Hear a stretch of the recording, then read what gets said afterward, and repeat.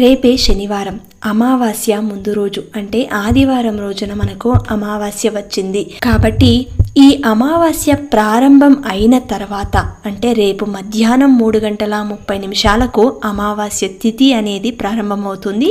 అలాగే ఆదివారం 4వ తారీఖున మధ్యాహ్నం 3:50 వరకు ఈ తిథి అనేది ఉంటుంది. అంతలోపు మీరు రేపు సాయంత్రం పూట మీ గుమ్మం ముందు, మీ ఇంటి మెయిన్ డోర్ ముందు వాకిలిలో అటుపక్క ఇటుపక్క 2 ప్రమిదులను తీసుకుని, మట్టి ప్రమిదులు, అందులో కొద్దిగా ఉప్పు వేసి అటుప్రక్కన ఇటుప్రక్కన ఉంచి ఒక నిమ్మకాయని కట్ చేసి ఒక భాగానికి పసుపు రాసి మరొక భాగానికి కుంకుమ రాసి అటుప్రక్కన ఇటుపక్కన ఉప్పు పైన పెట్టాలి.